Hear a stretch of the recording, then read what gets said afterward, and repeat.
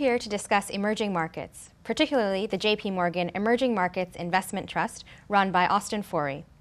Austin, you've been working in emerging markets for over 20 years and investing in the space.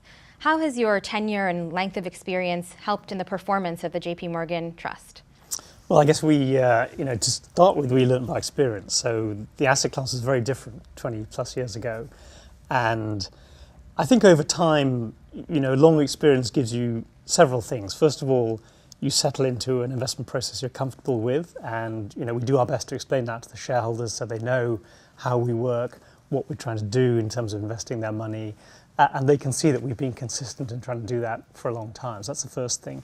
The second thing is you gain experience, you learn from your mistakes, or at least you try to, and hopefully you put that to better use so your decision making gets better as time goes by and you concentrate more and more on the things you're good at and you spend less time doing the things you're bad at.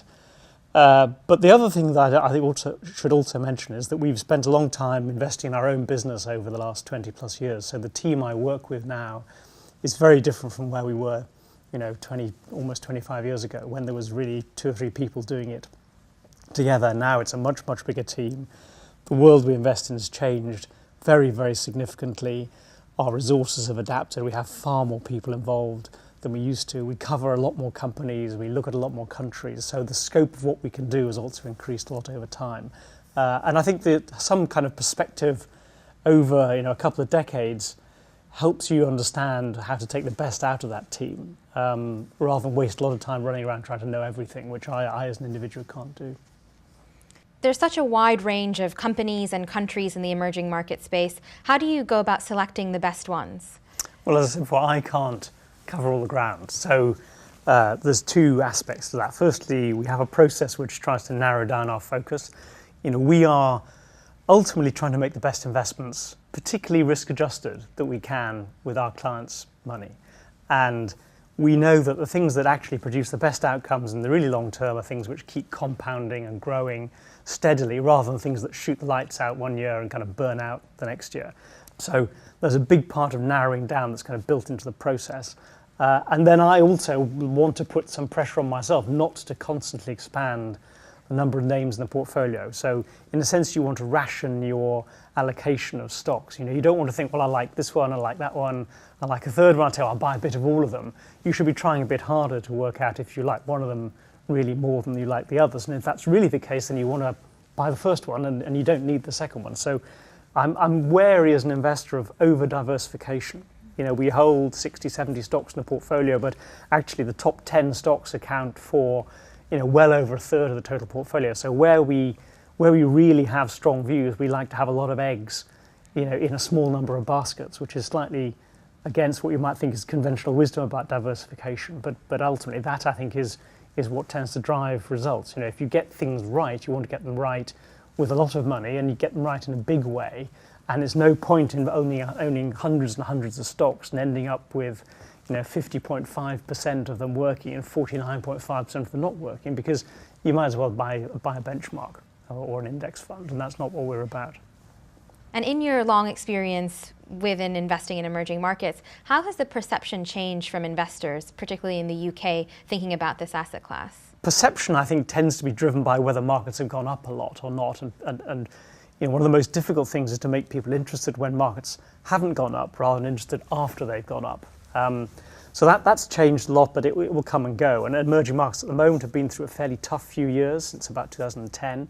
That's picked up a lot more promisingly in the last 18 months or so. So, returns are on the rise and interest tends to go with that to some extent. But I think the other thing to say is that the set of opportunities we're looking at is completely different now. I mean, it may seem strange, but when I started in this role with this portfolio, Malaysia was the biggest part of our investment universe. And Malaysia is a country with 20 million people or so.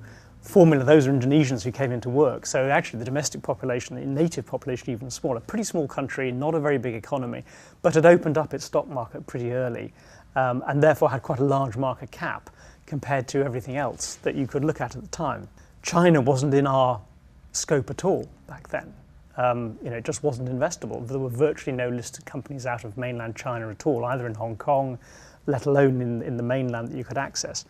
When you come forward to today, all kinds of things have changed. I mean, China is now the biggest part of our world, and that reflects simply economic reality. It's by far the biggest economy that we look at. And it's a big part of the portfolio too, which is also a relatively recent change. And I think investors now, when they think about emerging markets, are not thinking so much about, is there something I can invest in and be the first person to discover it? It's much more, you might almost say, normal.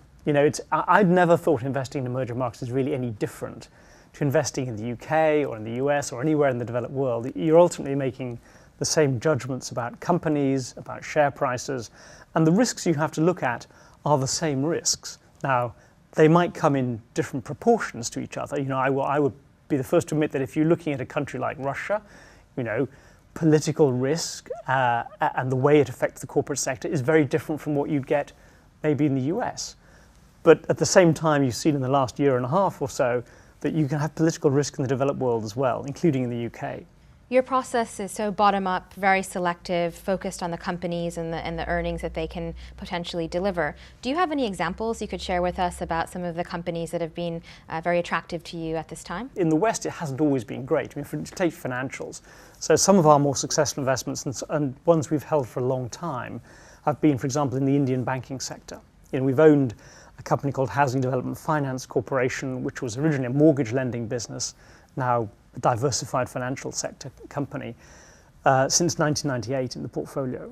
And the market capitalization of that period has expanded, I think, roughly 40 times in dollar terms. So, that's been a tremendous growth story, but it's been achieved simply by constantly reinvesting money at decent rates of return in an industry which also has had tremendous growth prospects. If you went back 20 years or so, the mortgage industry in India was very small. Most people didn't borrow money to finance housing purchases. The population's grown, incomes have grown, house prices have grown. And if you're exposed to a company which can successfully develop a business in an area like that, it can become multiple times bigger over the long term, simply by growing 15% year after year after year. And we've tried to have the patience to kind of stay with that sort of investment, because one thing I have learned is that if you buy that kind of thing and you sell it again a year later, it's very hard to buy back into it. And quite often you look back 10 years after that and think what a dumb decision it was to sell it. So we try and run our winners. Can you tell us a little bit about other regions and countries, perhaps in South America or in Europe, Russia, for example? Are there any particular stories and themes at play in those regions? Well, so it's difficult to generalize about what are very diverse areas. I mean, South America, we have a reasonable amount of money invested in Brazil. We own stocks in Mexico. We own a couple of other companies elsewhere in the region. When I first started going to Latin America, which was in the mid-90s, I carried with me a load of prejudices and baggage based on lack of knowledge and lazy assumptions. And one of them was that the place was a economic basket case, and there'd been a lot of hyperinflation. There'd been some very ineffective and sometimes not very desirable governments in place. And I was astonished when I got to Brazil for the first time to find that most of the people I met had been to Harvard Business School. And you had an extremely well-educated management cadre within Brazilian listed companies, extremely global in their outlook, very sophisticated in terms of thinking about how you manage capital, how you manage businesses. And what you looked at in the corporate sector was completely different from what you saw when you looked at, say, the government finances, or for that matter, the economy as a whole. And some of the most successful businesses in emerging markets in the last 20 years have come out of places like Brazil. And a good example again would be, and again a stock we've been involved with for a long time, would be a company now called Ambev, originally called Brahma, which started 25 years back as a small beer company in Brazil, gradually became a company called Ambev. The holding company acquired Interbrew, it became ABI. It then took over SAB Miller. It's now by far the biggest beer company in the world, and that's something achieved by Brazilian management.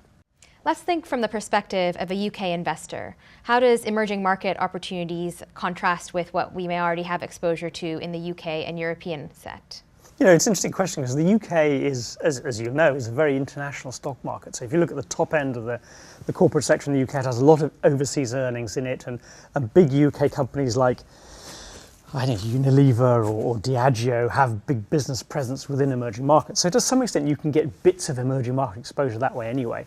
I guess what you don't get if you come at it from a purely UK mindset is either pure exposure or you don't get that kind of local expertise and local knowledge, which in some sectors has been really, really important. And just as there are examples of companies that have done very well in emerging markets from a developed world starting point, Unilever, after all, has been in India since the 19th century. They've been in Indonesia since before the Second World War. So they've had a great success investing in and building businesses in emerging markets. You've got a lot of small cap exposure in your trust. Can you tell us a little bit more about that? Sure. Well, I think the first thing to say is that they're not there because they're small. They're there because we like them. So I have no view about the attractiveness of small cap versus large cap or anything like that. What we're trying to do is just find the best stocks we can. However, there is an important point to make here, which is that one of the differentiating factors, obviously, of a trust is that it's a closed-end portfolio. It doesn't have daily cash flows, and as a consequence of that, we don't have to worry to the same extent about the liquidity of the portfolio that we would if we were trying to meet, investor cash flows every single day. And that means that when we find attractive stocks which are less liquid, but we think that the returns in the long run will be very attractive, we're very happy to put them in the portfolio. And really that's why we have some small cap exposure. So these are businesses where we think there's a great long-term future.